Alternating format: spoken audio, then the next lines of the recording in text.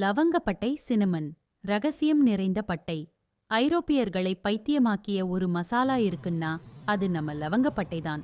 ரொம்ப ரொம்ப ஆரம்ப காலத்துல லவங்கப்பட்டை எப்படி கிடைக்குதுன்றது ஒரு பெரிய ரகசியமா இருந்தது.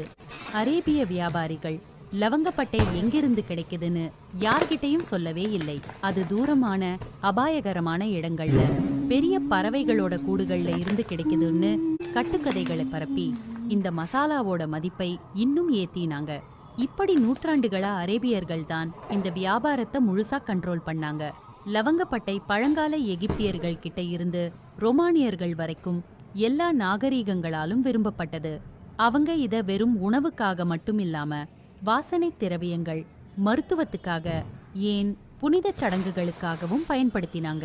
இதனால இதன் விலை தங்கத்துக்கு சமமா பார்க்கப்பட்டுச்சு. வாஸ்கோடகாமாவும் மத்த காலனி ஆதிக்கவாதிகளும் இதை தேடி வந்ததுக்கு இதுவும் ஒரு முக்கியமான காரணம். உலகத்துக்கு உண்மையிலேயே லவங்கப்பட்டை எங்கிருந்து வருதுன்னு தெரிஞ்சப்போ அது நம்ம தென்னிந்தியாவும் இலங்கையும் தான்னு புரிஞ்சாங்க. இந்த சின்ன மரத்தோட பட்டை தான் உலகத்தோட சமையலறைக்கு ஒரு சூடான இனிமையான சுவையை கொடுக்குது. இன்றும் லவங்கப்பட்டை அதன் மருத்துவ குணங்களுக்காக பலராலும் பாராட்டப்படுது.